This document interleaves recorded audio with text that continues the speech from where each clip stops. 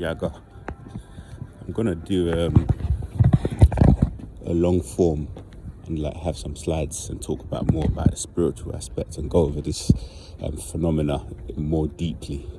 But I'm gonna continue on today with a story time, and it be more of like a stream of consciousness. So I was at this party or club. Now, I used to make music. I used to make music, electronic music. So I would make music and then I would make records, sell records, play my music in the club and go dancing. People would dance to my music. And yeah, it felt good. I enjoyed doing it. Now, during those events, sometimes obviously because you're looked at as, celebrated, you meet people, you meet a lot of opposite sex, you meet a lot of people. So I was in a club. This was actually before the performance. It was at a club and I was dancing. Now, you might want to ask, is it okay to frequent bars, nightclubs, raves, festivals? And I would say the short-term answer is yes. As long as you know who you are, you don't get lost in the source, you're going there to have a positive experience, you can go there on the short term. However, in the long run, it will kind of not bear any purpose, because what you'll find is that in these places, the majority of the people are vibrating very low. They're getting involved in low vibration activities. Remember, one of the fastest ways to lower your vibration is to drink alcohol and to smoke anything. Just to smoke or to take yourself out of your body experience is the fastest way to lower your vibration and to disconnect your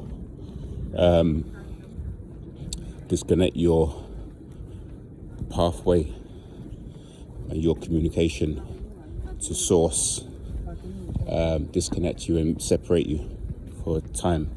Anyway, so I was in a club and I was dancing, and as I was dancing, somebody came sort of where I was dancing, started dancing next to me. Long story short, we started to dance together, and as we were dancing together, another guy sort of came close and started to dance close to us. So it was kind of like, I wasn't sure. I was just dancing there anyway, but it was as if the lady who had come to dance with me or dancing with, together with me, was dancing with me and someone else at the same time. So this is a big red flag anyway, because yes, you're at the nightclub, nobody, we don't know anybody, we can all dance freely with each other and have a nice time. But also because these narcs, this is their playground, they are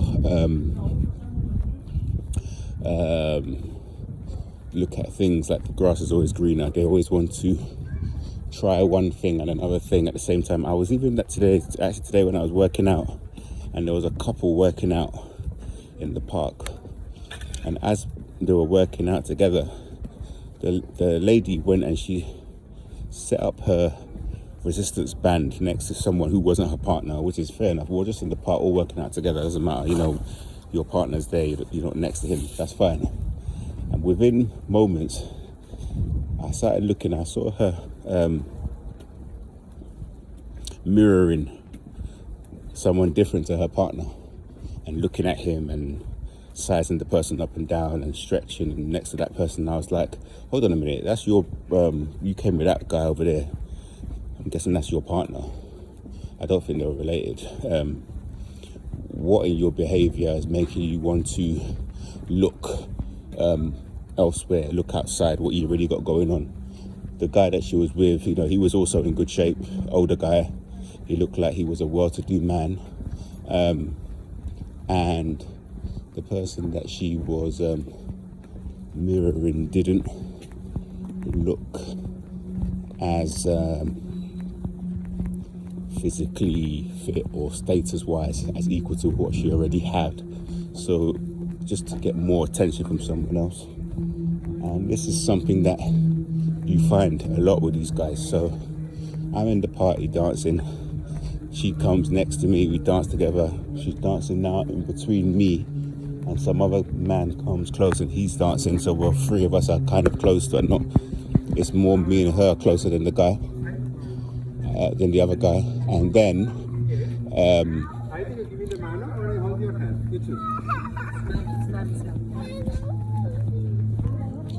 I think after a time, I think I stepped away from that. I stepped away and I think I might have left both of them there and they continued dancing. I don't particularly remember. So a few weeks later, I get a message from someone, I'm curious, I saw you at this place, we had a dance together, do you want to meet up? Well, we went back and forth and then it ended up saying, do you want to meet up for a drink? So we went for a drink, we met up for a drink, we had a few drinks and then we ended up back at my place. Now, I was awakened at this time, so I did think that there were some red flags there, but I was already in my mind, I was like, this isn't going anywhere. But as a single man, working man, living my own space, I was, why not? What have I got to lose? So we go back, we have a few more drinks, and one thing leads to another. Now, anyway, when I got close to her, I remember something that I'll always remember about this lady was the smell of her hair. Her hair smelled really, really bad, like she hadn't washed it for a long time. So imagine someone who's sort of Latin-looking lady, olive skin, who looks fairly attractive, quite tall, well-dressed lady. So most things, everything seemed put together, but her hair had this rotten fish odor.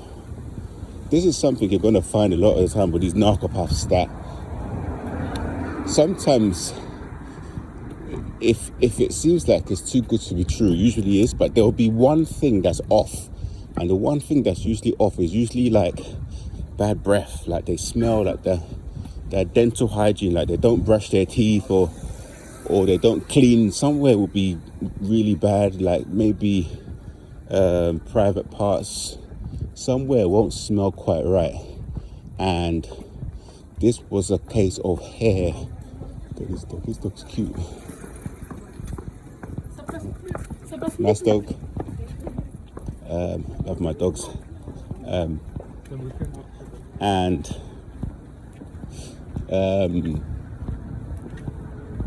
yeah, a lot of time, like I remember even the worst narc I got with when I first started sleeping with her, there was a lot of odor, bad fish, egg smell coming from her.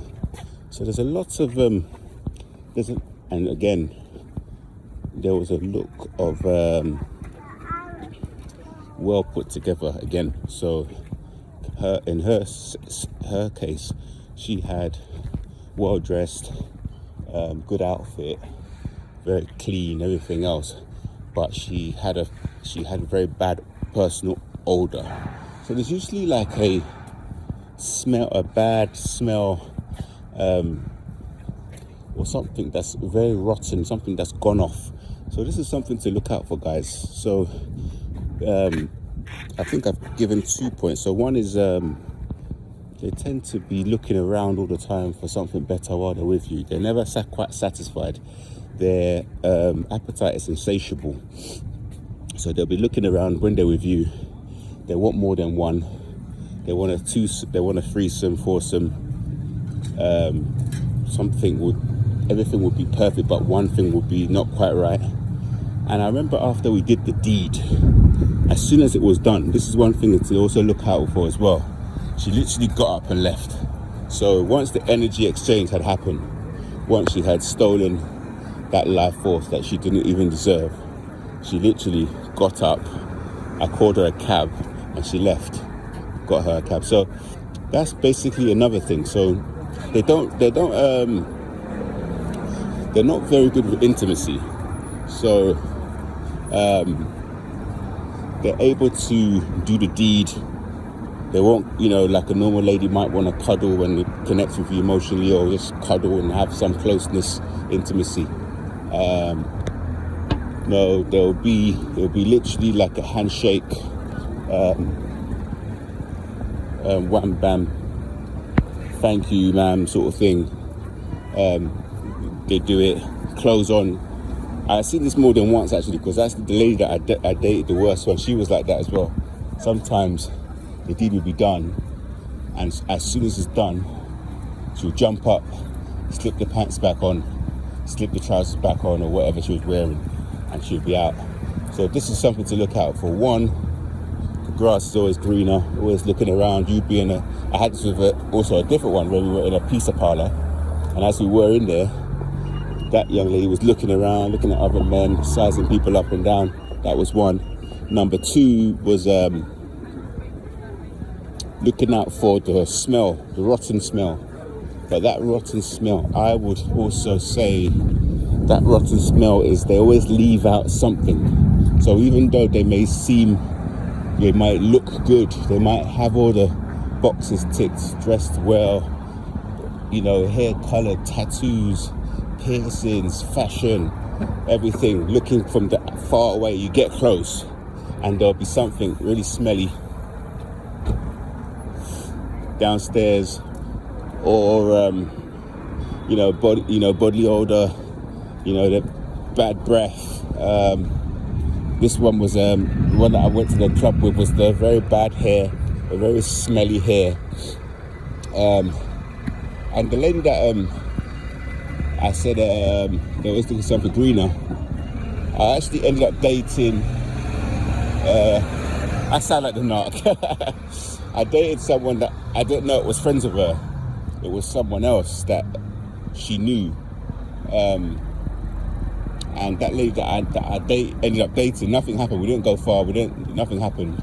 But I remember she invited me to a different nightclub. And when she invited me to the different nightclub, the lady that I started dating was there. So it was her friend. So it was like, it almost felt like she wanted to just literally lie down with me so she could tell her friend, oh, I've done it first. I've been there before you. That's what it felt like. And this is another thing that they do. If they have a friend who is interested in someone, a lot of times they'll race and go and sleep with the person first so they can say they've been there before them. So, guys, just be careful out there. I want to do a long form about looking behind the veil when you're dealing with narcopaths, and I will do at some point. Looking behind the veil, spiritually, what it's like, because it is actually disgusting. It's really on the spiritual realm. So even though on the outside shell, the meat suit, the skinwalker, you're actually looking, laying down, swapping energy with, the film The Alien, with the animal with the long tail. That's literally what it is in the spiritual realm. So guys, it's really peak out here. If you can try to vet people energetically, do that. Slow everything down, take your time, and move forward in a positive way.